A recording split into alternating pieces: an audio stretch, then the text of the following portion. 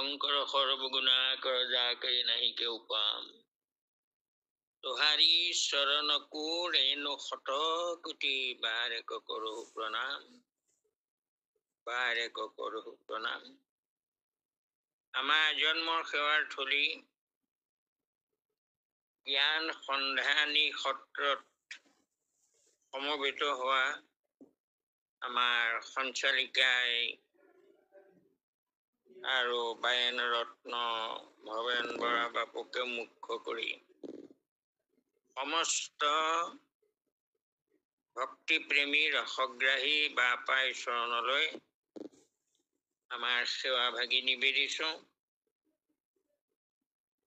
আৰু আজি বিষয়টি ভক্তি প্ৰেমৰ ৰূপা বুলি নামকৰণ কৰা হৈছে। বিষয়টো এটা সুন্দৰ বিষয়, যাৰ অবিহনে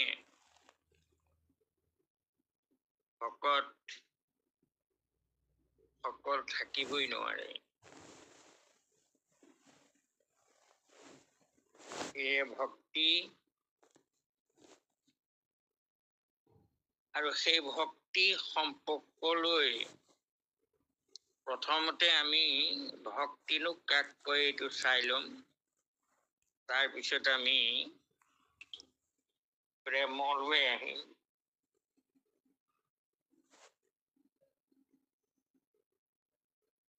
কৃষ্ণ শাণ্ডিল্য সূত্ৰত ভক্তিৰ অভিধান দিছে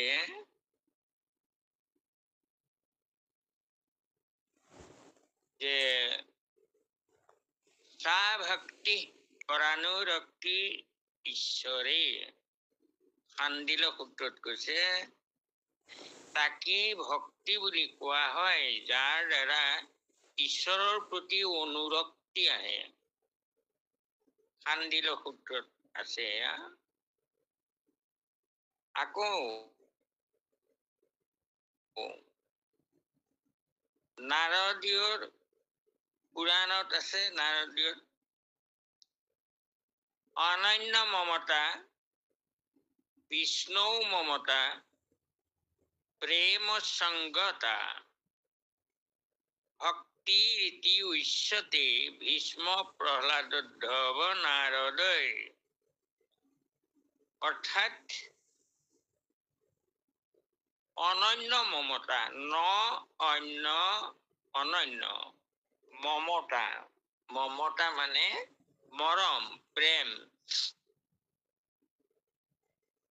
অনন্য অনন্য মমতা অৰ্থাৎ আনক কালেও সেই মমতাটো থাকিব নোৱাৰিব, মাত্ৰ এজনৰ প্ৰতি যি মমতা থাকে। আৰু কেনেকুৱা মমতা? প্ৰেম সংগতা, অৰ্থাৎ প্ৰেমযুক্ত হ'ব লাগিব। মমতাটো প্ৰেমযুক্ত হ'ব লাগিব। ভক্তি ৰীতি উচ্যতে, তাকেই ভক্তি বুলি কয়। কোনে কয়? ভীষ্ম প্ৰহ্লাদ উদ্ধৱ নাৰদ আদিৰ মতে তাকেই ভক্তি বুলি কয়। আৰু আমাৰ ব্যাকৰণৰ বিচাৰত আকৌ কোৱা হৈছে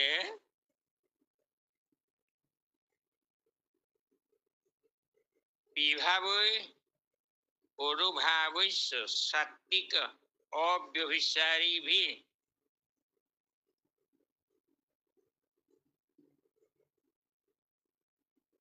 অৰ্থাৎ সাধিতং হৃদি ভক্তানাং অনিতা শ্ৰৱণাদিভি। অৰ্থাৎ বিভাৱ, বিশেষ বিভাৱ অনুভাৱৰ দ্বাৰা সাত্বিক আৰু অব্যভিচাৰী যি ভাৱ, যি প্ৰেম, সাধিতং হৃদি ভক্তানাং ভকতৰ মনলৈ হৃদয়লৈ আনি দিয়ে। এচা কৃষ্ণ ভক্তি, এনেকুৱা কৃষ্ণ ভক্তিৰ স্থায়ী ভাৱ, অৰ্থাৎ সেই কৃষ্ণ ভক্তিৰ স্থায়ী ভাৱকেই ভক্তি ৰস উচ্যতে, তাকেই ভক্তি ৰস বুলি কয়। তাৰমানে বিভাৱ অনুভাৱ ৰতি প্ৰীতি কৃষ্ণৰ প্ৰতি থকা, প্ৰেম ভাৱেৰে থকা এই ৰতি প্ৰীতিকে ভক্তি ৰস বুলি কোৱা হয়। এতিয়া আমি আহিছো যে ভক্তি কাক কয় আমি বুজি পালো। একমাত্ৰ ভগৱন্তৰ চৰণত প্ৰেম ভাৱেৰে ৰতি প্ৰীতি কৰি তাৰ ৰস আস্বাদন শ্ৰৱণাদিৱে কাণেৰে শুনি মুখেৰে গাই যি ৰস পোৱা যায় তাকেই ভক্তি বুলি কয়। আকৌ সেই ভক্তিটো কেনেকুৱা? পৰম প্ৰেম ৰূপা। তস্মিন পৰম প্ৰেম ৰূপা। নাৰদ ভক্তি সূত্ৰত কৈছে যে ভক্তি কেনেকুৱা? পৰম প্ৰেম ৰূপা। পৰম প্ৰেম ৰূপা ভক্তি। এতিয়া আমি প্ৰেম ৰূপাটো বিচাৰ কৰি চাম বাৰু। আচলতে প্ৰেম কাক কয় আৰু প্ৰেমৰ উৎস কি? আৰু এই কথাটো যদি আমি বিচাৰ কৰি চাওঁ,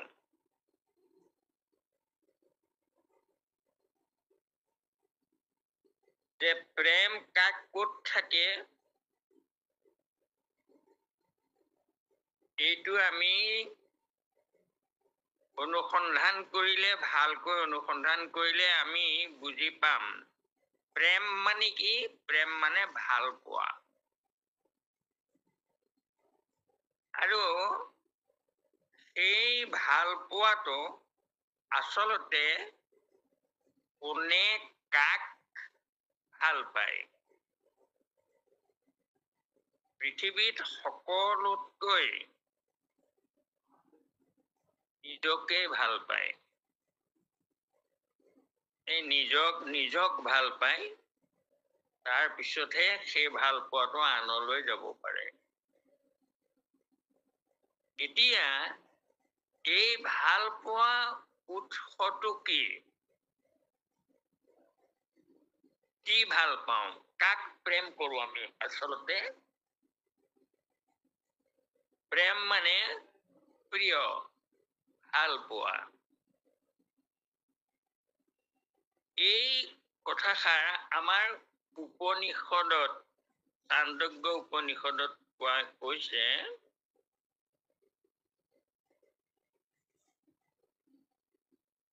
বৃহদাৰণ্যকত কৈছে দেই, ভুল হৈছে। কি বুলি কৈছে? যে নবা অৰে সৰ্বস্য সৰ্বং প্ৰিয় ভৱতি, আত্মাস্তু কামায় সৰ্বং সৰ্বস্য প্ৰিয় ভৱতি। ভাল পায়, প্ৰেম কৰে। কাক কৰে?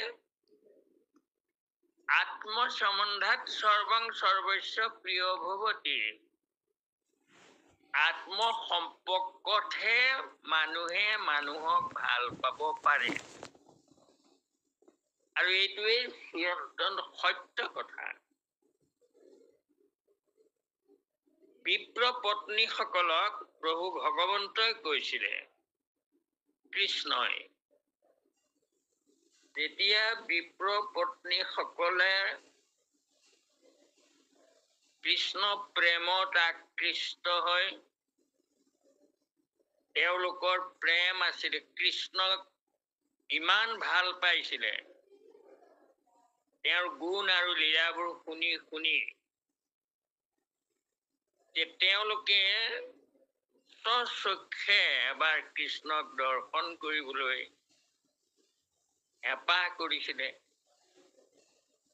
কিন্তু তেওঁলোকৰ স্বামীসকলে তেওঁলোকক কৃষ্ণৰ ওচৰলৈ যাব নিদিয়ে, অৰ্থাৎ নন্দৰ তালৈ যাব নিদিয়ে। কাৰণ কংসৰ বৈৰী বুলি ভাবে কংসই, আৰু সেইকাৰণে এই বিপ্ৰবোৰক তাৰমানে কংসলৈ ভয় কৰি তেওঁলোকে কৃষ্ণৰ গুণ জ্ঞানো নকৰে, আৰু কৃষ্ণক তাৰমানে চাবলৈ গ'লে কংসই শাস্তি দিব এনেকুৱা ভাৱত তাৰমানে তালৈ নাযায়। অন্যহাতে বিপ্ৰ পত্নীসকলে তেওঁলোকে আশ্ৰমত থাকে আৰু তেওঁলোকৰ স্বামীবোৰে যজ্ঞশাল আছে তালৈ যায়, আৰু যজ্ঞশালত তেওঁলোকে যজ্ঞ কৰি থাকে। আইসকলৰ একো কাম নাথাকে, তেওঁলোকে সকলো মহিলা গোট খায়, তেওঁলোকে কিবা কিবি কথা পাতে, আলোচনা পাতে, আৰু তেওঁলোকৰ আলোচনাৰ কেন্দ্ৰবিন্দুৱেই হ'ল নন্দৰ ঘৰত জন্ম হোৱা ল'ৰাটি। কথাই ইগৰাকীয়ে সিগৰাকীয়ে কথা পাতে, শুনে কাহিনীবোৰ, কোনোবাই গৈ খবৰ দিয়ে, কাৰোবাৰ মুখত শুনে যে নন্দৰ ঘৰত জন্ম হোৱা ল'ৰাটো অদ্ভুত, 3 দিনতে এজনী ৰাক্ষসীক গাখীৰ দিবলৈ আহিছিলে আৰু তাইক মাৰি পেলালে। গাখীৰ খাওঁতেই ৰাক্ষসীজনী মৰিলে। গতিকে এইটো মানুহৰ কাম নহয়, এয়া ঈশ্বৰৰ কাম হ'ব নিশ্চয়। 3 দিনীয়া কেঁচুৱাটোৱে ৰাক্ষসীজনী মাৰিছে।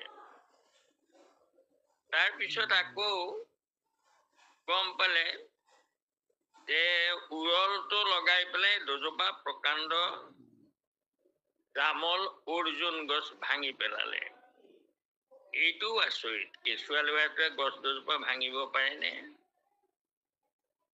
তাৰপৰা গম পালে ভৰিয়ে ঠেলা মাৰি শকত অৰ্থাৎ গাখীৰ কঢ়িওৱা গাড়ীখন, সেইখন লুটিয়াই পেলালে। এইটো বাৰু ল'ৰাজন অকমানি ল'ৰাটোৱে কেনেকে কৰিলে? তাৰপিছত গম পালে লাহে লাহে আগবাঢ়ি গৈছে, চক্ৰবাত অসুৰে লৈ গ'ল, আকৌ তাকো আকাশতে মাৰিলে। তাৰপৰা গৈ শুনিলে যে অঘাসুৰে অৰ্থাৎ এটা ডাঙৰ সাপে গিলি পেলালে। তাৰ ভিতৰত কৃষ্ণ প্ৰৱেশ কৰি আকৌ সৰ্পটোহে মৰি থাকিলে। এই আশ্চৰ্যজনক কৰ্মবোৰে তেওঁলোকক কৃষ্ণৰ প্ৰতি এটা যে তেওঁ ঈশ্বৰ খাটাং, আৰু তেওঁক চাবলৈ, তেওঁৰ লগত কথা পাতিবলৈ অধীৰ আগ্ৰহেৰে তেওঁলোকৰ শুনিয়েই প্ৰেম উপজিলে কৃষ্ণৰ প্ৰতি, আৰু চাবলৈ হেঁপাহ কৰি আছে। আৰু শেষত গৈ তেওঁলোকৰ উপায় নাই, এওঁলোকেতো নিদিয়ে যাব। তেতিয়া তেওঁলোকে নিজে প্ৰাৰ্থনা কৰিলে যে প্ৰভু তুমি, আমি বুজি পাইছো, খাটাং বিশ্বাস তেওঁলোকৰ যে তুমি ঈশ্বৰ, কিন্তু আমাৰ স্বামীসকলে তোমাক চাব নিদিয়ে, যাব নিদিয়ে আমাক চাবলৈ। গতিকে প্ৰভু তুমি যদি ঈশ্বৰ হয়, আমি ভাবিছো তুমি ঈশ্বৰ, তেতিয়াহ'লে তুমি আমাৰ মনৰ ভাৱনাটো বুজি পাইছা। গতিকে আমাৰ কাষৰ চাপৰিটোলৈকে যদি আহা, গৰু চৰাবলৈ আহি যদি আমাৰ কাষৰ চাপৰিটোলৈ আহা, তেতিয়া আমি অন্তত ঠাইতে তোমাক চাবলৈ ভাল পাম, লৰ মাৰি গৈ তোমাক চাই আহিম। ইমানেই প্ৰেম তেওঁলোকৰ কৃষ্ণৰ প্ৰতি যে কাহানি কৈ আহিব নিশ্চয়, তেওঁতো ঈশ্বৰ আমি জানিছো। এই সংবাদটো তাৰমানে গোপসকলে শিশুসকলে গৰু চৰাবলৈ যাওঁতে সেইদিনা খাবলৈ আহাৰ পাতি নিনিলে। আৰু এইটো আচলতে প্ৰভু ভগৱন্তৰো তেওঁলোকৰ প্ৰতি থকা প্ৰেম। সেই প্ৰেমত আবদ্ধ হৈ তেওঁলোকৰ ভক্তি প্ৰেমত আবদ্ধ হৈ ভগৱন্তই বুদ্ধি কৰিলে যে তেওঁলোকে বিচাৰিছে তেওঁলোকৰ কাষৰ চাপৰিটোলৈ যাব লাগে। গতিকে যোৱাৰ বুদ্ধি কৰিলে যে সেইদিনা কোনেও সদায় দধি ভাত এইবোৰ লৈ যায়, সেইদিনা কোনেও নিনিলে। আৰু গৈ বৃন্দাবন পাই সকলোৰে ভোক লাগিলে, সকলোৱে আজি মই নানিলো নহয় একো। তাৰপৰা ইটো সিটোকে খবৰ কৰি কৃষ্ণৰ ওচৰ পালেগে, প্ৰভু কি হ'ব আজিতো আমি কোনেও নানিলো, ইমান পাহৰিলো আজি। কৃষ্ণই বোলে ময়ো পাহৰিলো। তাৰমানে বিপ্ৰ পত্নীৰ প্ৰেম ভকতিত তেওঁ আপ্লুত হৈছে। গতিকে তেওঁলোকৰ দেখা দিব, তেওঁলোকৰ পৰা প্ৰসাদ খাব, এই তেওঁলোকক পৰম প্ৰসাদ দিব, এই ভাৱটোৰে। আৰু লগতে আৰু এটা উদ্দেশ্য যে তেওঁলোকৰ স্বামীসকলে যে মোক নামানে, তেওঁলোকে কৰ্ম মাৰ্গতহে, তাৰমানে 4 বিধ 14 শাস্ত্ৰ জানিলেও তেওঁলোকে আচলতে জানিবলগীয়া বস্তুটো মোকেই নাজানে। গতিকে তেওঁলোকৰো অহংকাৰ দৰ্প চূৰ্ণ কৰিব লাগে। লগতে সেই উদ্দেশ্য লৈ গ'ল আৰু বিপ্ৰসকলৰ ওচৰলৈ পঠিয়াই দিলে যে যোৱাচোন সেয়া যজ্ঞৰ ধোঁৱা থকা জেগালে, তাতে তেওঁলোকে যজ্ঞ কৰিছে আৰু ভোকাতুৰক অন্নদান দিলে ৰাজসুই যজ্ঞৰ ফল পায়, এই কথাটো তেওঁলোকে জানে। গতিকে তোমালোক যোৱা, এনেই গৰখীয়া ল'ৰা তাতে ভোকাতুৰ। গতিকে এই জ্ঞানটো আচলতে পঠিয়ালে, কিন্তু তেওঁলোকে নিদিলে। তাৰপিছত গোসাঁয়ে বুদ্ধি কৰি ক'লে যে ঠিক আছে, ল'ৰাবোৰ খঙত একদম জ্বলি পকি আহিলে, বৈষ্ণৱৰ ঠাইলে আমাক কেলে পঠিয়ালা বুলি কৃষ্ণকে ক'লেহি। গোসাঁয়ে ক'লে ঠিক আছে দিয়া, আমিতো খোজনীয়া, খোজনীয়াইতো চবৰ ঘৰতে নাপায়, গতিকে মই অন্য ঘৰ দেখুৱাওঁ, তালৈ যোৱা। বোলে ক'লৈ? বোলে বিপ্ৰ পত্নী সবত মাগি আনা অন্ন। এই বিপ্ৰ পত্নীসকলৰ ওচৰলৈ যোৱাচোন। সিটো স্ত্ৰী সব মত ভক্ত বিপৰীত, এইয়া প্ৰেম চাওক। তেওঁৰ বিপৰীত ভক্ত বুলি তেওঁ তাৰমানে সেই বুদ্ধিটো কৰিছে। দেহ মাত্ৰ গৃহত মোতেহে প্ৰাণচিত, তেওঁলোকৰ প্ৰাণটো মোক দি থৈছে, তেওঁলোকৰ চিত্তত মোক ঠাই দি থৈছে।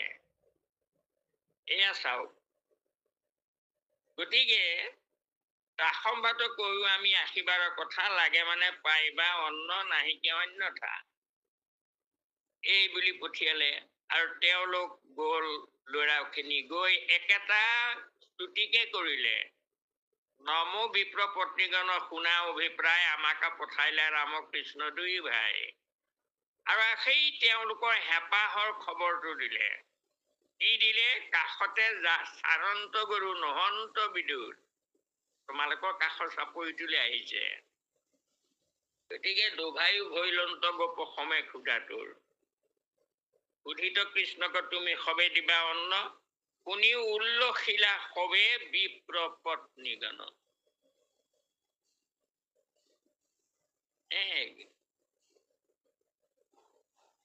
কৃষ্ণ আশী 12 বাৰ্তা শুনি, কিবা কৰিবন্ত একো নপাৱন্ত গুণী।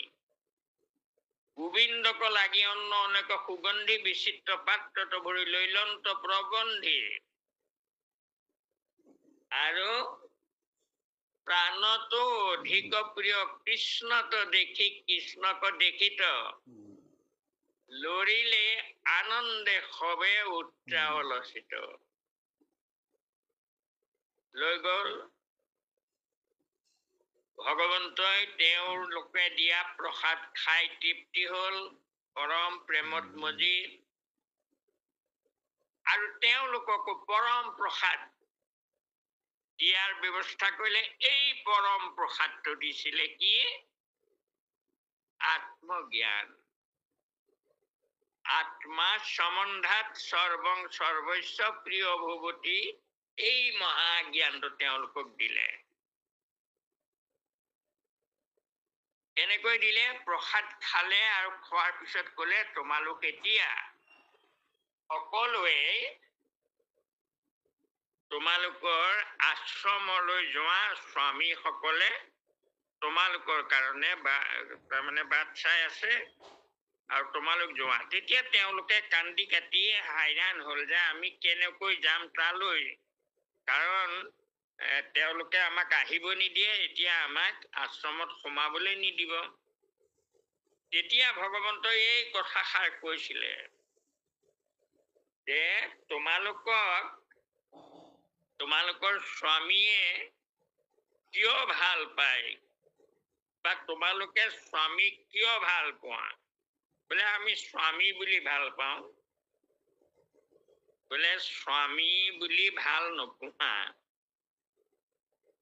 আচ্ছা, তোমালোকৰ সেই স্বামীক তোমালোকে ভাল পোৱা বাৰু, কিন্তু তোমালোকৰ স্বামী যেতিয়া মৃত্যু হ'ব, তেতিয়া তোমালোকে সেই মৃত শৰীৰটো ভাল পাই সাৱটি থাকিবানে? বোলে নাথাকো। কিয় নোপোৱা? ভাল পোৱা স্বামীক কিয় তোমালোকে ধৰি সাৱটি নাথাকিবা মৃত মৰাৰ পিছত? তাৰ বোলে ভাল নাপাওঁ তেতিয়া। তেতিয়াহ'লে কাক ভাল পোৱা? বোলে প্ৰভু নাজানো। তোমালোকৰ স্বামীৰ হৃদয়ত মই থকালৈকে মোক ভাল পাই থাকা। মই এৰি দিয়াৰ লগে লগে তোমালোকৰ প্ৰেম তাত নাই। প্ৰেমৰ ৰূপা ভক্তি শ্ৰদ্ধা। প্ৰেমটো ক'ত? আত্মাত। গতিকে আত্মা থকালৈকে ভাল পোৱা। তোমালোকক তোমালোকৰ স্বামীয়ে কেতিয়ালৈকে ভাল পায়? বোলে নাজানো। মই যেতিয়ালৈকে তোমালোকৰ দেহত থাকিম, তেতিয়ালৈকে তোমালোকক ভাল পাব। আৰু মই এৰি দিয়াৰ লগে লগে তোমালোককো স্বামীয়ে কেতিয়াও প্ৰেম নকৰে। তোমালোকক জ্বলাই দিব বা পুতি থব। গতিকে প্ৰেম ক'ত থাকে এতিয়া? যে প্ৰেম আত্মাত থাকে। গতিকে তেতিয়া আমি যে কওঁ যে আমাক মোক ভাল পাওঁ, সকলোৱে নিজক ভাল পায়। নিজক ভাল পায় মানে কাক ভাল পায়? এই শব্দটো যদি আমি বিচাৰো যে মোক ভাল পাওঁতে মই কোন, এই বিচাৰটো যেতিয়া কৰিম আমি যে মই চকু কাণ নাক মুখ এইবোৰ হয় জানো? বোলে এইবোৰ নাথাকিলেও মই থাকো। তেনে মই আৰু মোৰ ভাৱটো আমি যেতিয়া বিচাৰ কৰিম, মোৰ হাত, তাৰমানে মই হাত নহয়, হাতটো মোৰ, মোৰ নাক, মোৰ চকু, মোৰ কাণ, মোৰ মুখ, এইদৰে গৈ গৈ গৈ গৈ মোৰ গৈ শেষত হ'বগৈ মোৰ দেহ, মোৰ ঘৰ, মোৰ দেহ। তেতিয়াহ'লে মই কোন? যে হিয়াতে হেৰাইলা প্ৰভু খোজো বাহিৰত। ময়ে সেই আত্মা প্ৰেমৰ উৎস। মই কাক ভাল পাওঁ? আত্মাক। আত্মাই আত্মাক ভাল পায়। গতিকে এই আত্মাৰ গৰাকী কোন? সমস্তৰে আত্মা সখা প্ৰভু ভগৱন্ত। সবাৰো হিয়াতে হৰি স্বভাৱে আচন্ত। আন স্থানে বিচাৰিবি নালাগে কৃষ্ণক। ভজিও ক মাত্ৰ তেজি আন বিষয়ক।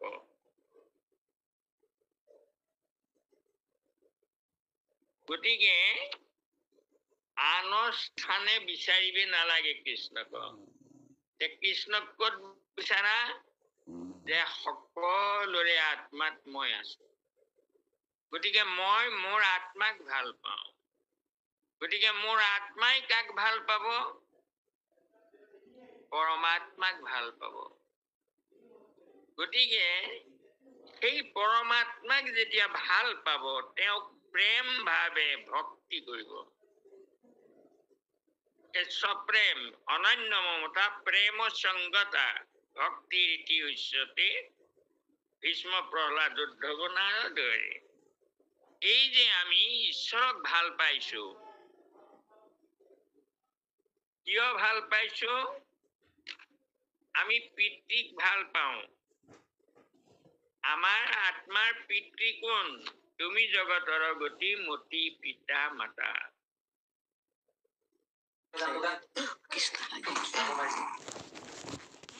আৰু এটা ডাঙৰ কথা, যে আমি আত্মাই আত্মাক ভাল পায়। আত্মা নথকা দেহটোক ভাল নাপায়। তেতিয়াহ'লে ভাল পোৱা মানে প্ৰেম। তেতিয়া প্ৰেমটো ক'ত থাকে? যে প্ৰেম আত্মাত থাকে। আৰু সেই আত্মাটো ক'ত? তোমাৰহে অংশ আমি যত জীৱজাত।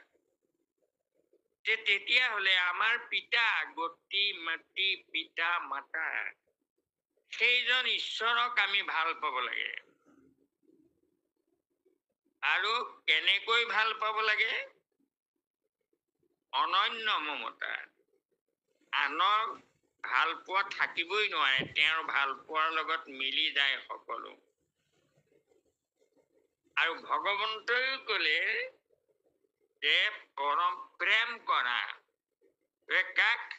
মোক প্ৰেম কৰা। মোক প্ৰেম কৰা কেতিয়া হ'ব?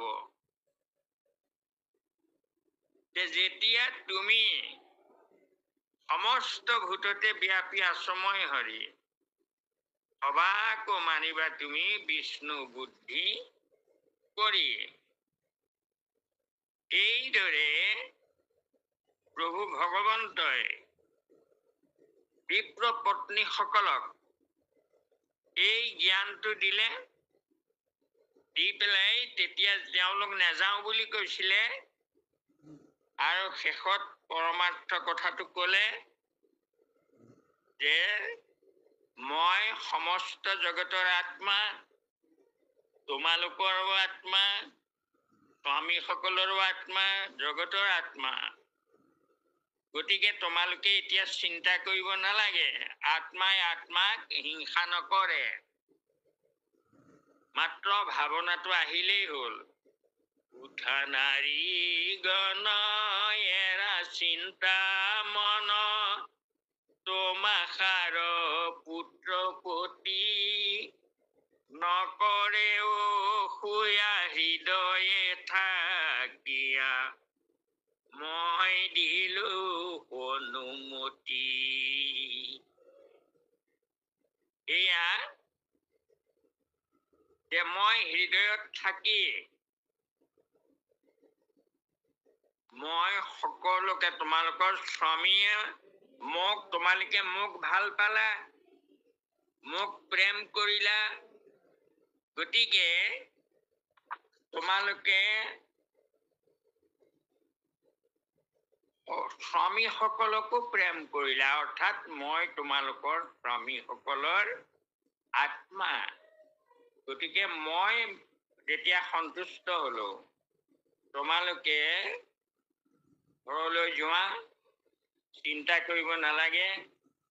তেওঁলোক বৰ্তমান অনুতপ্ত হৈ গ'ল, হৃদয়ে থাকিয়া মই দিলো অনুমতি, এই বুলি পঠাই দিলে কৃষ্ণ।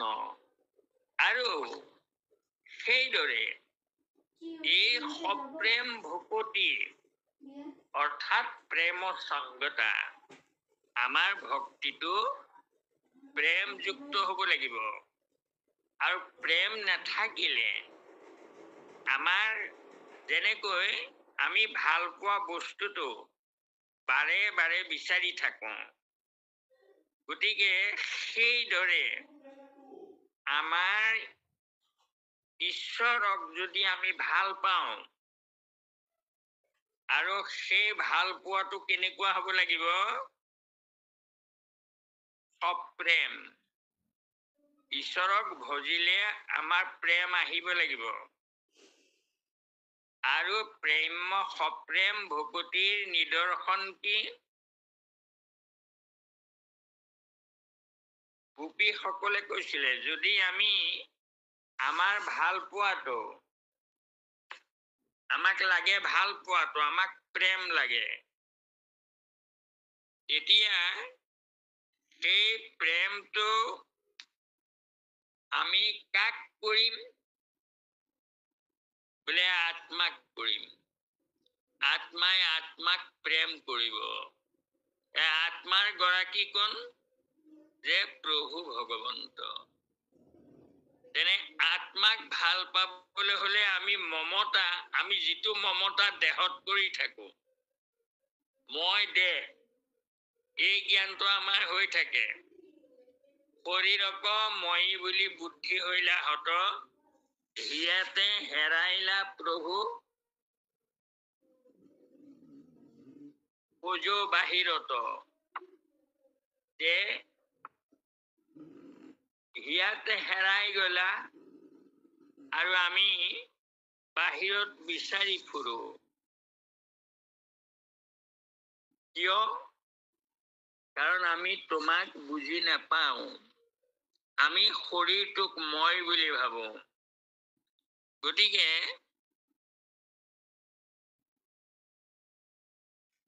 কৃষ্ণ, বাপাইসকল আপোনালোকে শুনি আছেনে মোৰ কথা? হয় বাপ কৃষ্ণ, আমি শুনি আছো বাপ। কৃষ্ণ কৃষ্ণ কৃষ্ণ দেউতা, শুনি আছো। মোৰ ইয়াত হ'ব কৃষ্ণ। গতিকে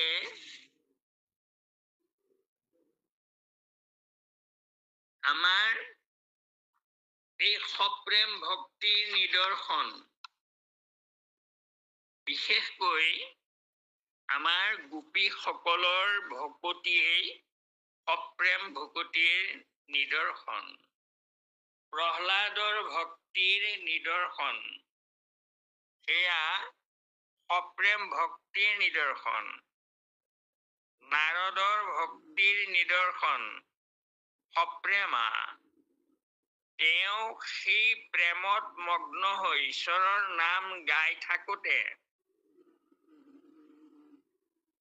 হাতে দিব্য বিৰাজন্ত মুখে ৰাম নাম, হৃদয়ত কৃষ্ণ মূৰ্তি স্ফূৰ্তি অবিশ্ৰাম, ধাৰায়ে শ্ৰৱন্তে থাকে নয়নৰ নীৰ, পুলকিত তনু আতি ৰমাঞ্চ শৰীৰ। এয়ে সপ্ৰেম ভক্তিৰ নিদৰ্শন।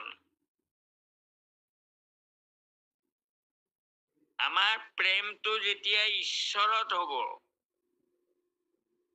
তেতিয়া আমাৰ দেহৰ মমতা, দেহৰ প্ৰেমটো দেহত নাথাকে, আত্মাত থাকিব। আৰু আত্মাত কিয় থাকিব? কাৰণ আমি ভাল পাওঁ। আত্মাক ভাল পাব লাগিব। আকৌ আত্মাৰ গৰাকী ভগৱন্তক আমি ভাল পাম। সপ্ৰেম ভকতি হ'ব। যেতিয়া প্ৰেম থাকিব, তেতিয়াহে আমি বাৰে বাৰে প্ৰেম থকা বস্তুটোৰ কাষলৈ যাবলৈ বিচাৰো। আত্মাক যদি প্ৰেম কৰিব লাগে, আত্মাৰ গৰাকীক যদি আমি প্ৰেম কৰিব লাগে, তেতিয়াহ'লে আমাৰ লৌকিক যিটো আমি শৰীৰক প্ৰেম কৰো বা শৰীৰবোৰক প্ৰেম কৰো, আমি অহং মম ভাৱ আমাৰ হয়। মোৰ ল'ৰা, মোৰ ছোৱালী, মোৰ ভাৰ্যা ইত্যাদি। এইবোৰ দেহবোৰে আমাক পাৰ্থক্য কৰি ৰাখে থকাৰ কাৰণেই মই আৰু মোৰ ভাৱ আমাৰ আহে। কিন্তু সেই ভাৱটো যদি আত্মালৈ ঘূৰাই দি দিওঁ, যে মোৰ ভাৰ্যাক মই ভাল পাইছো, তেওঁ আত্মা থকালৈকেহে, এই জ্ঞানটো যেতিয়া হ'ব তেতিয়া আমি সেই আত্মাৰ গৰাকী ভগৱন্তৰ প্ৰতি আমাৰ প্ৰত্যেকৰে সপ্ৰেম ভাৱ আহিব। বিষয় বাসনাৰ পৰা আমি বিষয় বাসনা সোঁৱৰি থাকো, কিয় ভাল পাওঁ তাৰ কাৰণে। গতিকে সেইটোৰ পৰা যদি আমাৰ প্ৰেমটো আঁতৰাই নিব লাগে, তে প্ৰেমৰ উৎসলৈ যদি আমি লৈ যাব লাগে, তেতিয়া আমি এটা এৰিব লাগিব, সিটো ধৰিব লাগিব। যেনেকৈ গোপীসকলে ভগৱন্ত কৃষ্ণৰ গুণ গাওঁতে গাওঁতে গাওঁতে গাওঁতে শৰৎকাল আহিলে তেওঁলোকৰ হৃদয়লৈ নিৰ্মল হৈ গ'ল হৃদয়, আৰু সময় আহিলে আৰু গোপীসকলক বাংশী ধ্বনি দিলে, আৰু গোপীসকল গৈ তাত পালে, লগে লগে তেওঁলোকক লৌকিক আচৰণৰ ভয় দেখুৱালে যে তোমালোকে কুশলে আহিলানে, ব্ৰজৰ কল্যাণৰ কথা কোৱা, ইয়াত ভূত প্ৰেত আছে, ইয়াত নাথাকিবা। ছোৱালীবোৰক কৈছে তোমালোকৰ পিতৃ মাতৃয়ে সন্দেহ কৰিব, কলৈ গ'ল ছোৱালী, আৰু এই বোৱাৰীসকলক শিশু ঘৰত এৰি থৈ আহিছা, শিশুতকৈ প্ৰেম আৰু আনলৈ নাথাকে মাতৃৰ, গতিকে শিশুলৈ মনত পেলাইছে, কুলস্থী ধৰ্মৰ কথা মনত পেলাইছে। কিন্তু গোপীসকলে যদিবা আমাক স্নেহে আহিলা গোপীগণ মোকোৱা দেখিলা সিজিল প্ৰয়োজন, আৰু তেওঁলোকতো একেবাৰে জীৱনতে মৃত যেন হৈ গ'ল, যে আমি আহিছিলো কি হেঁপাহ কৰি তেওঁৰ কাষলৈ, আৰু তেওঁক চালেই আমাৰ হেঁপাহ নপলাই, আমি তেওঁক ভকতি কৰিম, সপ্ৰেম ভকতি, তেওঁৰ লগত ধেমালি কৰিম, এই বুলি আহিছিলো। আমি সকলো ত্যাগ কৰি আহিছো। আৰু তেতিয়া উত্তৰ কি দিলে? ভকত বৎসল তোমাক জানি, কেনে বোলা হেন ঘাটু কবানি।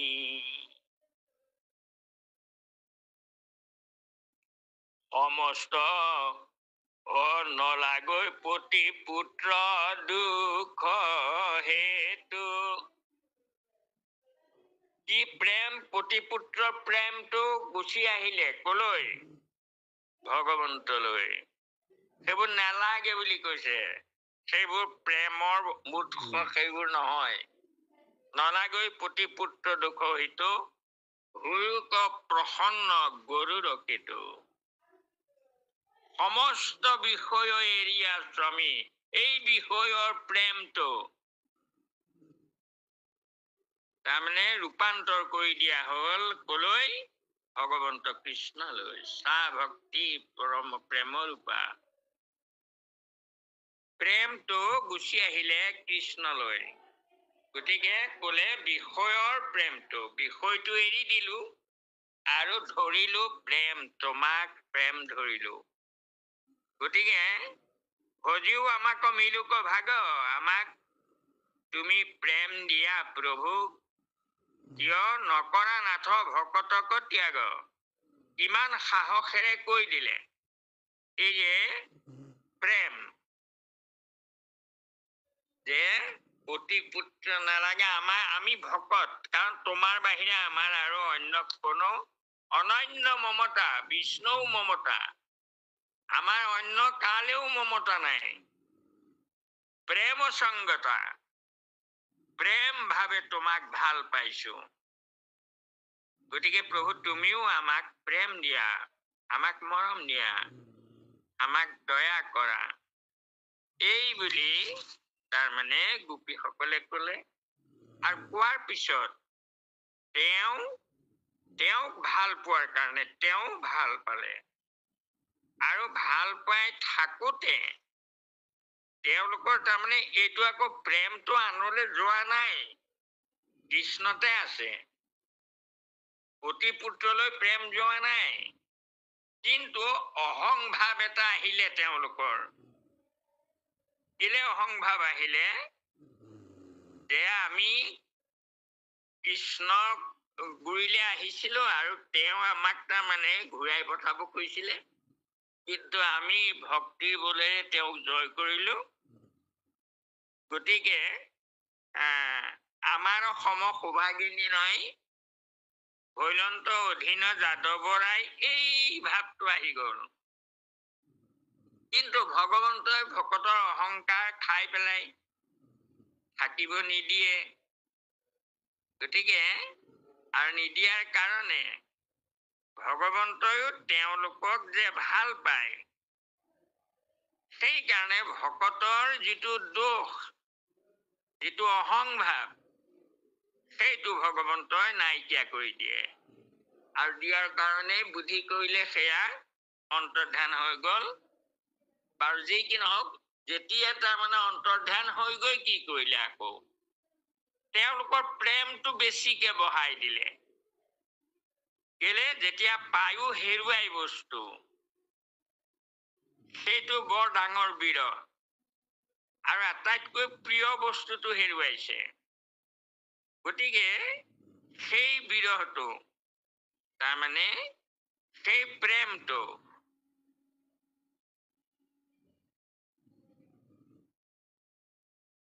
কাৰ প্ৰতি? সেইজন ঈশ্বৰৰ প্ৰতি। চা ভক্তি পৰম প্ৰেম ৰূপা। সেই ভকতিৰ বলেৰে তেওঁলোকে ভগৱন্তক ভাল পালে। আৰু ভগৱন্তই তেওঁলোকৰ প্ৰতি থকা যিটো প্ৰেম, সেই প্ৰেমৰ কাৰণে তেওঁলোকৰ অহংকাৰটো খাই দিলে, নাইকিয়া কৰি দিলে। এতিয়া আমি চাব লাগে যে আমি সেই প্ৰেম ভাৱে যদি আমি ভাল পাওঁ, আমি তেওঁক প্ৰেম কৰো, তেওঁ আমাক প্ৰেম কৰিব। আমাৰ যদি কিবা ভুল হয়, তেওঁ যদি আমি শৰণ লওঁ, শৰণ ললে তেতিয়া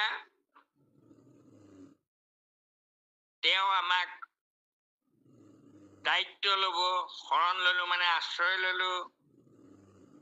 যেনেকৈ ছাতি এটাৰ তলত আমি আশ্ৰয় ললে ৰ'দো ধৰি দিব, বৰষুণো ধৰি দিব, কিন্তু আমি ছাতিটো ধৰিব লাগিব। সেইদৰে আমি প্ৰভু ভগৱন্তৰ প্ৰতি ভকতি কৰিব লাগিব। আৰু ভকতিটো নামত নহয়, শৰণটো নামত নহয়, সুদৃঢ় বিশ্বাসে একান্ত ভাৱে। এতিয়া আমি অন্য এটা কথালৈ আহো। সেই কথাটো হল যে আমি ভকতি কৰিছো, আমাৰ পাপ হোৱা নাই, এই কথাটো আমি খাটাং জানো। কাৰণ আমি ঈশ্বৰৰ নাম লৈ আছো, শ্ৰদ্ধায়ে হেলায়ে লৈয়া নৰ মাত্ৰে তৰে ভৱ কূপ। ঈশ্বৰৰ নাম ললে আমি তৰি যাম, কোনো কথা নাই। এইটো আমি বুজি পাইছো, আমাৰ স্খলন নহয়। আমি অৰ্থাৎ পিছলি নপৰো আৰু। কিন্তু অন্য মাৰ্গান্তৰত কি হয়, ৰাজসই কৰি যেকে ব্ৰহ্মলোকেশ্বৰে পুণ্যক্ষীণ বৈলদিনে সংসাৰত পৰে, সেইটো জ্ঞান মাৰ্গ। কৰ্ম মাৰ্গত ছিদ্ৰ বহু হয়, আকৌ খহি পৰে, তললে যায়, নৰকলে যায়। কিন্তু ভক্তি মাৰ্গত নাম লগোৱা জন নৰকলে যোৱাৰ ভয় নাই। কিন্তু তেওঁৰ গতিটো হব লাগিব। পথটোত থিয় কৰি দিলে কোনোবাই আৰু তাতে আমি ৰৈ থাকিলে নহব। পিছলে নাহে, কিন্তু একে ঠাইতে ৰৈ থাকিব। যদি আমি যাব লাগে বৈকুণ্ঠলে, তেতিয়াহলে আমি যাব লাগিব, বাটটোত আমি নিজে যাব লাগিব। যোৱাৰ উপায়টো কি? ভক্তি, প্ৰেম ভক্তি, ভগৱন্তৰ প্ৰতি ভক্তি। তেতিয়া আমাৰ ভক্তিটো সপ্ৰেম হৈছে নে নাই হোৱা? সেইটোলৈ আহিব। অৰ্থাৎ আমি ভকতিত ৰস পাইছো নে নাই পোৱা? আমাৰ চকু পানী ওলাই নে নোলায়? আৰু আমি গাই বাই নৃত্য কৰিব পাৰো নে নোৱাৰো? আমাক কোন দেখিব বুলি আমি লাজ কৰো নেকি ঈশ্বৰৰ নাম লবলৈ? এইবোৰ নিজৰ আমি পৰীক্ষা কৰি চাব লাগে কথাবোৰ, যে আমাৰ সপ্ৰেম ভকতি কিয় হব পৰা নাই। তাৰ মানে সপ্ৰেমটো আমি প্ৰেমটো কাৰোবাক দি আছো, সেইকাৰণে ভকতিত আমাৰ প্ৰেম অহা নাই। গতিকে আনৰ পৰা প্ৰেমটো আনিব লাগিব, আনি ঈশ্বৰৰ মুখী কৰি দিব লাগিব প্ৰেমটো, তেতিয়াহে হব। কৰাৰ উপায়টো কি? আমি কেনেকৈ কৰিম সেইটো? আমিতো সদায় নাম গাই আছো, আমি সদায় গীত গাইছো, আমি সদায় পঢ়িছো,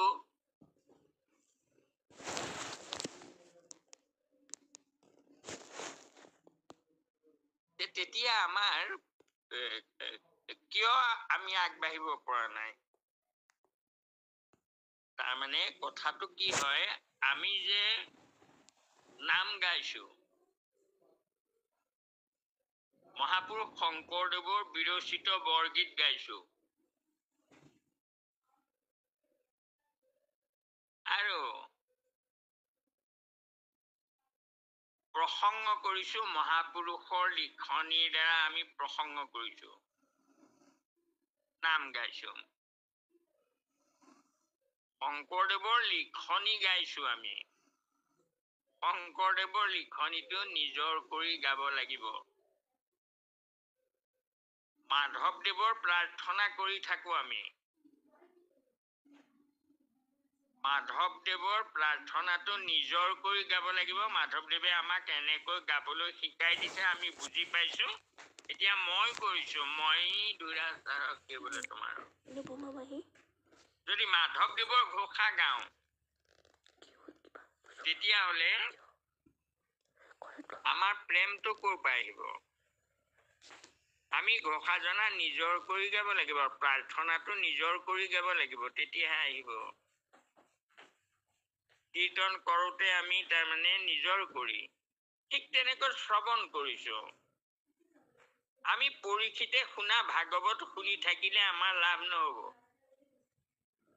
শুনিছো আৰু পৰীক্ষিতে শুনিছিলে ভাগৱত, কিন্তু পৰীক্ষিতৰ দৰে শুনিছো নে নাই এইটো ডাঙৰ কথা। আমি পৰীক্ষিতৰ দৰে শুনিব লাগিব, শ্ৰদ্ধাৰে, প্ৰেমেৰে, ভকতিৰে।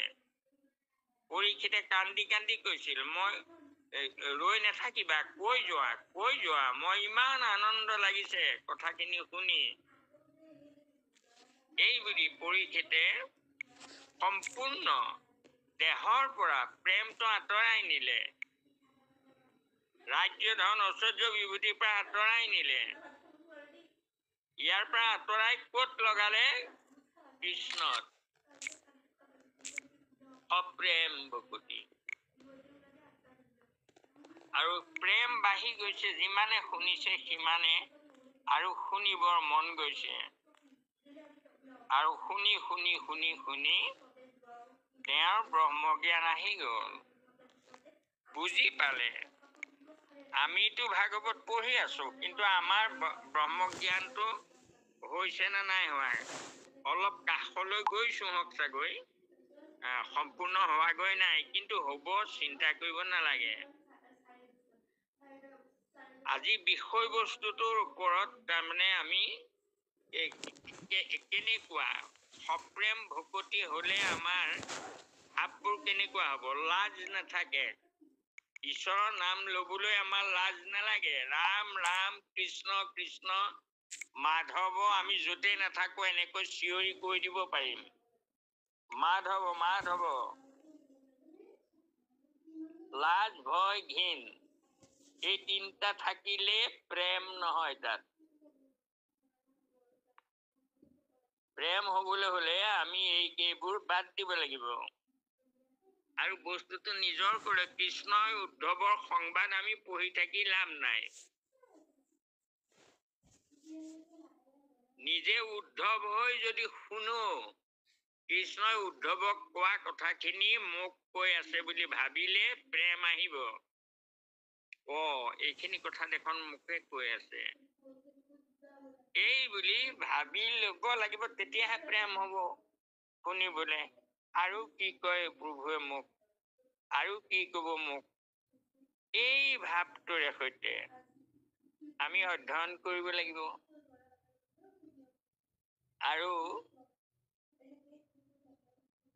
বলিৰ ভকতিৰ কথা আমি যেনিবা পঢ়িলোৱে, গালো, খুব ফূৰ্তি কৰি গাই দিছো বলিৰ ভকতি। অদিব ভোগ যতে কয় আপুনি লয় লাগ, বৈষ্ণৱ বলিৰ তাত নাই অনুৰাগ। এৰিলন্ত আশা বলি বিষয় ভোগতা, সদায়ে কৃষ্ণৰ নাম নেৰয় মুখত। এটা এৰিব লাগিব, এটা ধৰিব লাগিব। এৰিলন্ত আশা বলি বিষয় ভোগত, সদায়ে কৃষ্ণৰ নাম নেৰয় মুখত। উঠি কত কীৰ্তন কৰন্ত তাল ধৰি, দৈত্য গণে বেৰি বাৱে চৌপাশে চাপৰি। প্ৰহ্লাদে শিক্ষান্ত গান্ত গোবিন্দৰ গীত, পৰম আনন্দে দৈত্য পুতি কৰে নিত্য। আমি তেনেকৈ মনেৰেও নাচিব পাৰিমনে বাৰু? আমি বাৰু দেহেৰে নাচিব নালাগে, আমাৰ মনটো নাচিব নে নানাচে ঈশ্বৰৰ নাম লৈ থাকোতে? হ'ব লাগিব। সেইটো সপ্ৰেম ভকতি। কাৰণ প্ৰেমটো তাতহে আছে, আনত নাই। এই এৰিলন্ত আশা বুলি বিষয় ভোগত গোপীসকলে সমস্ত বিষয় এৰি আছো আমি। সপ্ৰেম, তাৰমানে প্ৰেমটো বিষয়ত থাকিলে ঈশ্বৰলৈ কেনেকে আহিব আকৌ? নাহিব।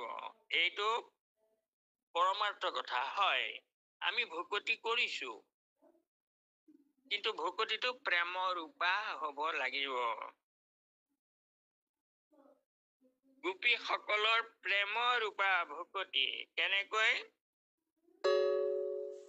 গৰু চৰাবলৈ গুচি যায়, লাহেকৈ সেই সময়টোতে চোতাল সৰা ভাওটো ধৰে, আৰু গৈ পেলাই বাহনিটাৰ পিছফালে লৈ কৃষ্ণই গৰু পোৱালি লৈ যায়, আৰু চাই পেলাই মিচিককে হাঁহি এটা মাৰে। কিমান প্ৰেম! হাঁহি এটা মাৰে, একো কথা নকয়, এইটোকে হেঁপাহ কৰি চাই থাকে। আৰু দিনটো কাম কৰোতে আকৌ সেই একেটাই প্ৰেমতে মগজুল হৈ কৃষ্ণ গুণ গাই গাই কাম কৰি থাকে। আৰু দুখ কৰে, আমাৰ গোসাঁয়ে ছাগৈ কেনেকৈনো গৰু চৰাইছে, কেনেকৈ দুখ পাইছে নেকি, কৰবাত কিবা হৈছে নেকি। তেনেকুৱা, যেনেকৈ ধৰক আমি সাধাৰণতে আমি খুব ভাল পোৱা মানুহজন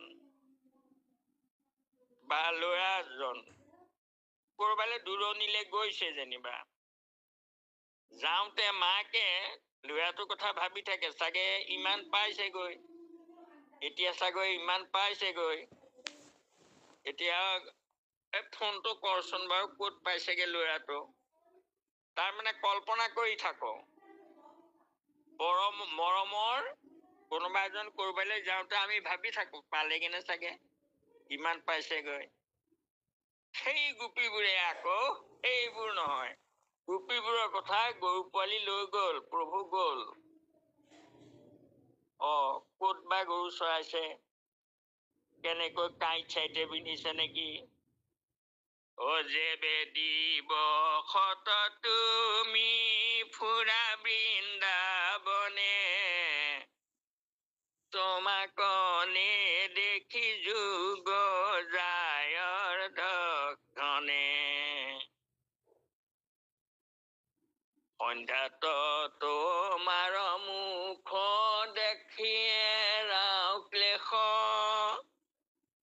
কিনো মন্দ ব্ৰহ্মা তাতো সজিলে নিমেষ। এয়া গোপীৰ প্ৰেম। ব্ৰহ্মাই চকুৰ টিপ টাপটো কিয় দিলে? তকে চকু দুটা মেলি চাব নোৱাৰো। তুমি ৰাতিপুৱা যোৱা চাও, সন্ধ্যাত আকৌ এবাৰ ঘূৰি আহা, আহোঁতে আকৌ এবাৰ চাও পদূলিলে ওলাই। ব্ৰহ্মাই এই চকুৰ টিপ টাপটো কিয় সৃষ্টি কৰিলে? কিমান প্ৰেম এয়া। ব্ৰহ্মাক গালি পাৰিছে, চকুৰ টিপ টাপটো দিব নালাগিছিলে। নিমিষটোও সহা নাই, কেনেকুৱা প্ৰেম সেয়া। গতিকে তেওঁলোকে দিনটো অকল তেওঁৰ কথাকে ভাবি থাকে, তেওঁৰ কথাকে গাই থাকে। আৰু যেতিয়া মথুৰালৈ গলগৈ, আৰু তেতিয়াতো সেই প্ৰেমটো আৰু দুগুণ চৰিছে। প্ৰেমাস্পদ যেতিয়া আঁতৰ হৈ গুচি যায়, তেতিয়া তেওঁৰ কথা ভাবোতে ভাবোতে প্ৰেমটো 10 গুণে চৰি যায়। আৰু ইয়াত গৈ এনেকুৱা হলগৈ যে এওঁলোকে যে তুমিতো আহিম বুলি কৈ গৈছিলা, কিয় অহা নাই, এই বুলি তেওঁলোকে কান্দি কাটি হেৰিকে আছে। আৰু ইফালে ভগৱন্তৰো প্ৰেম। এয়া প্ৰেমৰ নমুনা চাওক। বলন্ত মাধৱ উদ্ধৱ ধৰি হাত, উদ্ধৱৰ হাতত ধৰি কৈছেগৈ, অকমোহে গোপিনী সন্দেহ বাত, মোৰ খবৰটো দিয়াগৈ গোপিনীসকলক। তেওঁলোকে কান্দি কাটি হাইৰাণ হৈছে, তেওঁলোক হয়তো জীয়াই নাথাকিব মোৰ প্ৰেমত, গতিকে বিৰহত জীয়াই নাথাকিব। জানয়ে নাহি গোপী মোহবিনে আন, দেহ বোধ উদ্ধৱ গোপীৰ প্ৰাণ। এয়া ভকতৰ প্ৰতি ভগৱন্তৰ প্ৰেম, সপ্ৰেম ভক্তি প্ৰেমৰ ৰূপা।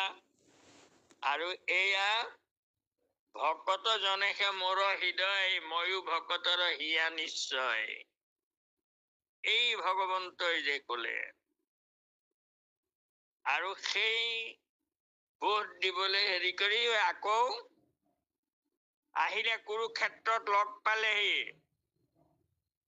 বিচাৰি বিচাৰি গৈ, আৰু গোপীসকলক এঠাইলৈ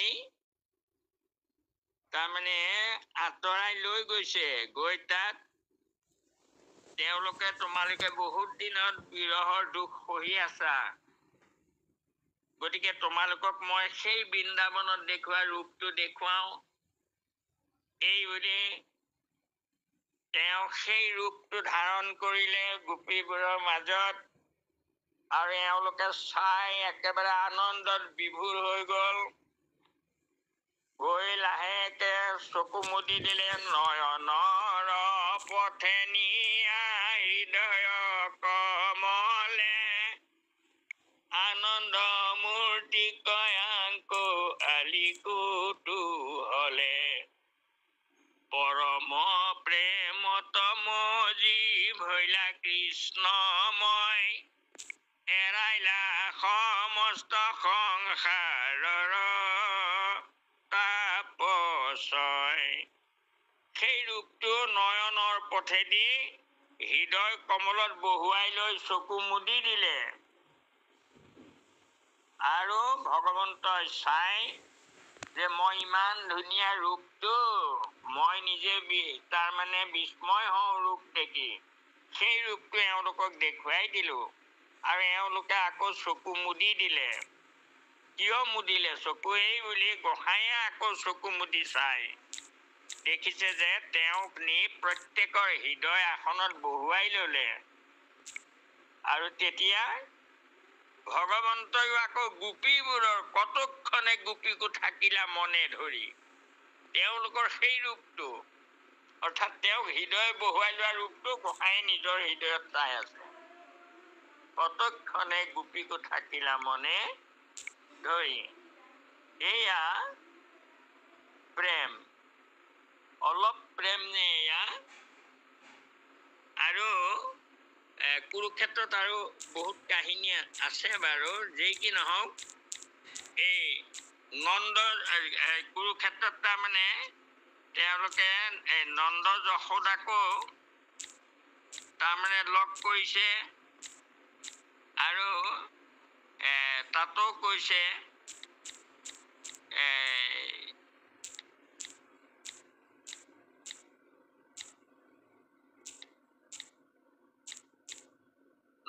নন্দ যশোদাৰ ওচৰলৈ গৈছে, গৈ তাৰমানে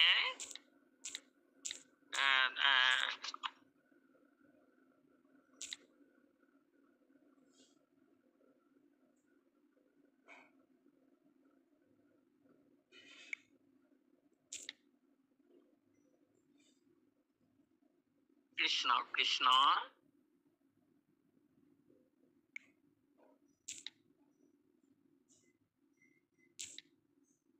আৰু এই নন্দ যশোদাক তেওঁলোকে যেতিয়া নন্দ যশোদাকো দেখি পাছে কৃষ্ণ ৰাম পৰম প্ৰেমত পৰি কৰিলা প্ৰণাম, আৰু কৰি কি কৰিলে, নন্দ যশোদায়ো দেখি পৰম প্ৰেমত সাৱটি ধৰিলা তুলি নিজ আসনত।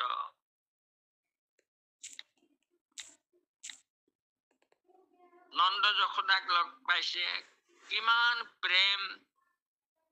নন্দ যশোদাই নিজে তুলি তালি খুটি খাব পৰা হওঁতে গল, অহা নাই, কিমান দুখ।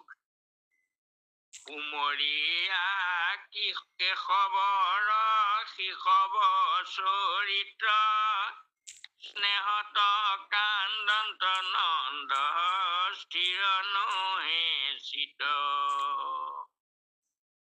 লোটকে তিয়াইলা তনু ৰাম মাধৱৰ, লগতে কান্দন্ত দুয়ো পৰম ঈশ্বৰ।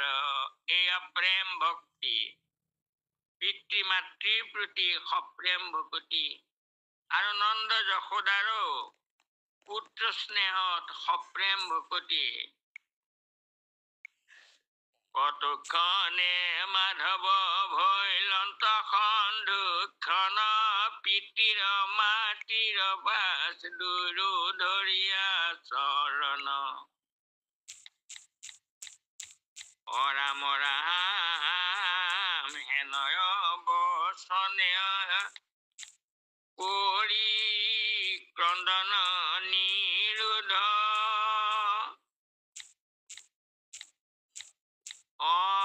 অনেক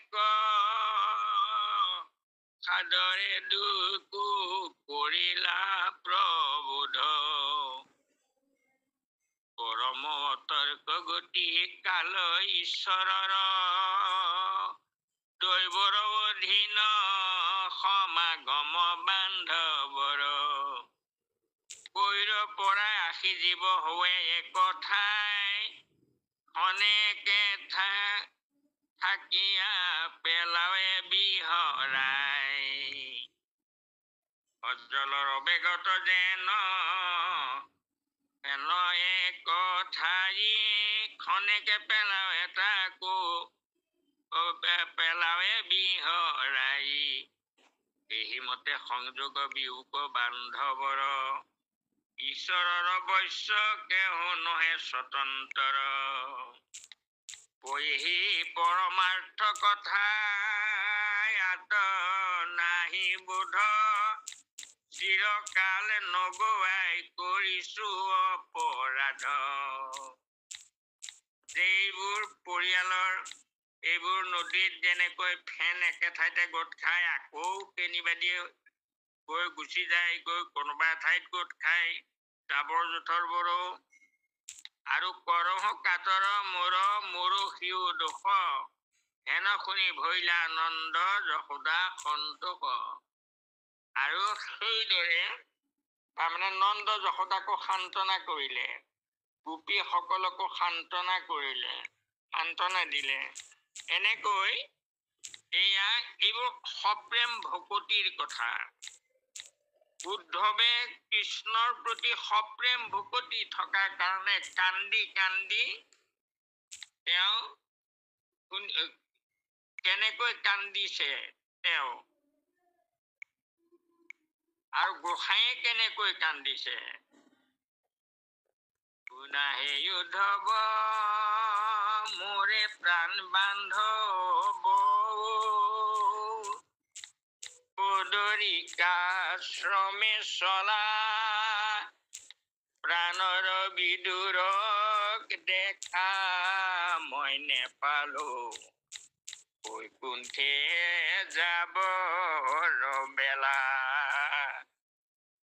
আমাৰ দুইখানি খৰমলৈ যা শোক কৰি পৰিহাৰ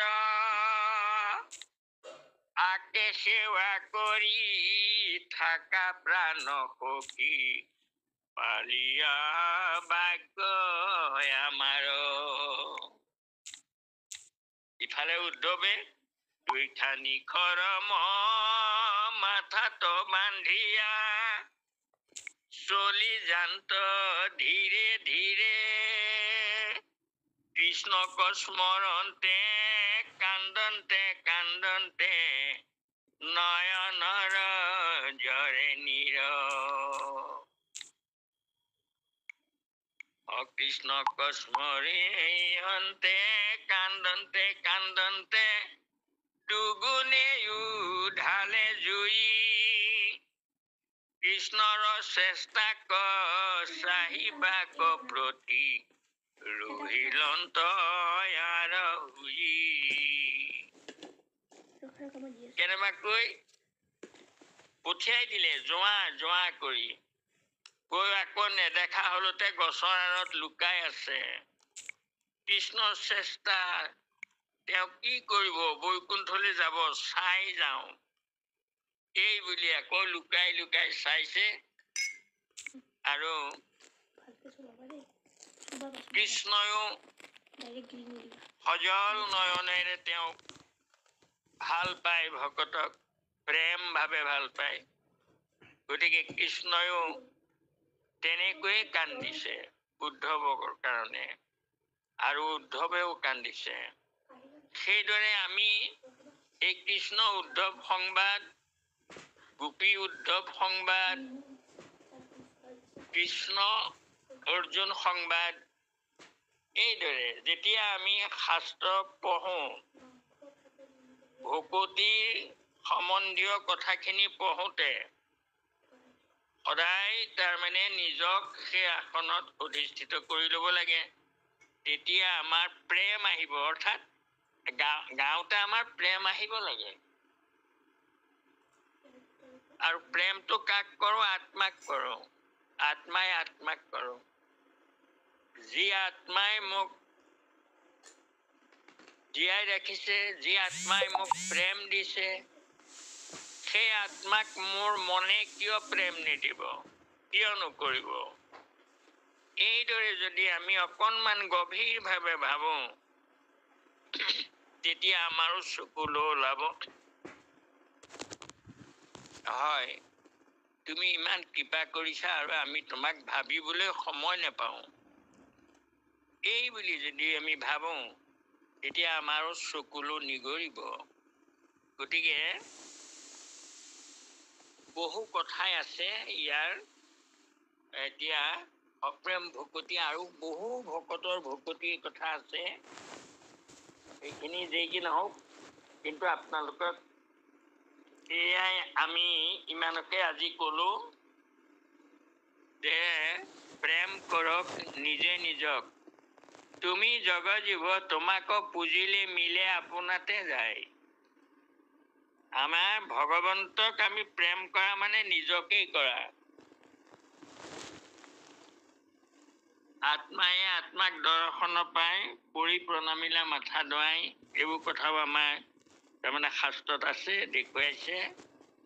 যি কি নহওক, আহক আমি আগবাঢ়িছোঁ, যথেষ্ট আগবাঢ়িলোঁ আমি। আৰু মই আপোনাসকলক সদায় কওঁ এটা কথা যে আমাৰ স্খলন নাহিকে কদাচিত, আমি কেতিয়াও স্খলন নহওঁ, এইটো খাটাং। আমাৰ ভকতি সিদ্ধ হৈছে, নোহোৱাকৈ থকা নাই। সেইকাৰণে আমি ৰাতি ঠাণ্ডাটো সকলোৱে আৰু গতিকে আমাৰ প্ৰেম ঠাণ্ডা তেনেকৈ শুনিলোহেঁতেন এইবোৰ কথা। গতিকে আমাৰ প্ৰেম হৈছে আপোনাৰ সব, কিন্তু তাকে সুদৃঢ় হ'ব লাগে আৰু সুদৃঢ় হ'ব